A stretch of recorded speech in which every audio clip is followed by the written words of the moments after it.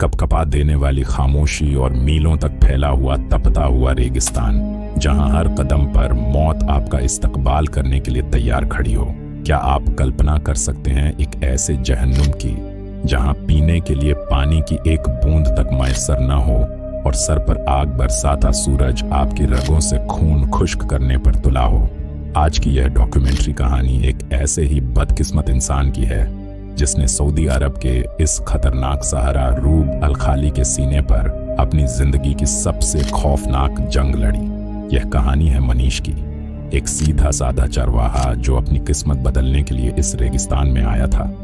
लेकिन उसे क्या मालूम था कि कुदरत ने उसके लिए क्या होलनाक मंसूबा तैयार कर रखा है। सऊदी अरब का वो अजीम और वसी रेगिस्तान जिसे देखकर ऐसा लगता है जैसे यहाँ जिंदगी का नाम और निशान मिट चुका हो। हदे निगाह तक सिर्फ रेत के बुलंद ओबाला टीले और खुश्क झाड़ियां नजर आती हैं। मनीष रोजाना की तरह अपनी 70 बकरियों के झुंड को चराने के लिए निकला था। उसके साथ उसका वाहिद और वफादार साथी टाइगर था, एक ऐसा कुत्ता जिसने मनीष को कभी तन्हा नहीं छोड़ा था। मनीष के पास एक पुराना रेडियो था जिसके मध्यम सुर सहरा की तपती दोपहरों में उसका दिल बहलाते थे। उसने अपनी कमर पर पानी की एक छोटी सी बोतल लटकाई हुई थी जिस पर एक गीला कपड़ा लिपटा हुआ था ताकि सूरज की तपिश उसके हलक को तर रखने वाले इस आखिरी सहारे को गर्म न कर दे। दोपहर के 2 बज रहे थे। रेगिस्तान की रेत तांबे की तरह दहक रही थी मगर सब कुछ पुरसुकून दिखाई दे रहा था। लेकिन सहरा की खामोशी अक्सर किसी बड़े तूफान का पेश खैमा होती है। अचानक उफक पर रेत की एक काली दीवार खड़ी होने लगी। हवाओं ने अपना रुख बदला और मनीष के कानों में एक खौफनाक साई साई की आवाज गूंजने लगी। यह एक सैंड स्टॉर्म था, एक ऐसा रेत का तूफान जो अपने रास्ते में आने वाली हर चीज को दफन कर देता है। चंद ही लम्हों में आसमान का रंग जर्द पड़ गया और सूरज की रोशनी गायब हो गई। मनीष ने घबराकर अपनी बकरियों को इकट्ठा करने की कोशिश की, लेकिन रेत के बगुलों ने उसे चारों तरफ से घेर लिया था। रेत के जर्रे उसकी आंखों और हलक में घुस रहे थे। उसे अपने हाथ तक दिखाई नहीं दे रहे थे। वह चिल्लाया, पुकारा, लेकिन उसकी आवाज तूफान के शोर में कहीं गुम हो गई। जब घंटों बाद यह तूफान थमा तो वहां सिर्फ एक होलनाक सन्नाटा बाकी था। मनीष की आधी से ज्यादा बकरियां रेत के नीचे जिंदा दफन हो चुकी थीं। उसका रेडियो कहीं रेत की तहों में गुम हो गया था और तूफान ने उसके वापसी के तमाम निशान मिटा दिए थे। अब मनीष इस तपते हुए समंदर के बीचों बीच पूरी तरह रास्ता भटक चुका था। सफर के तीसरे दिन तक मनीष की बोतल का आखिरी कतरा भी खत्म हो चुका था। प्यास की शिद्दत से उसका गला किसी पुरानी लकड़ी की तरह सख्त और खुश्क हो गया था। थूक निगलना भी अब उसके लिए नामुमकिन हो रहा था। ऐसा लगता था जैसे उसके हलक में खारदार तारें फंस गई हों। उसका वफादार कुत्ता टाइगर भी प्यास से बेहाल था। उसकी जुबान बाहर लटक रही थी, लेकिन उसकी आंखें अब भी अपने मालिक पर जमी हुई थीं। सूरज की तपिश मनीष के दिमाग को माऊफ कर रही थी। उसे दूर रेत पर पानी के तालाब नजर आते, मगर जब वह वहां पहुंचता तो वहां सिर्फ दहकती हुई रेत मिलती।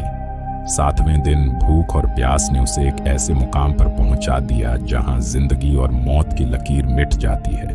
उसने रेत पर एक रेंगती हुई रेगिस्तानी छिपकली देखी। पहले तो इसे देखकर उसका जी मतलाया। उसे अपनी इंसानियत पर तरस आया, लेकिन जब पेट की आग और मौत का खौफ सर पर सवार हो तो जमीर की आवाज दब जाती है। उसने एक पत्थर उठाया और उस मासूम जानवर को हलाक कर दिया। उसका कच्चा और बदबूदार गोश्त खाते हुए मनीष को कई बार उबकाइयां आईं। उसकी आंखों से आंसू बह रहे थे, लेकिन जीने की तड़प ने उसे यह घिनौना अमल करने पर मजबूर कर दिया था। 11वां दिन आ चुका था। अब मनीष के लिए छिपकलियों का कच्चा गोश्त खाना एक मामूली बात बन गई थी। उसका इंसानी वजूद आहिस्ता आहिस्ता एक जंगली जबल्लत में तब्दील हो रहा था। टाइगर ने भी अपने मालिक का हाल देखकर एक अनोखी वफादारी निभाई।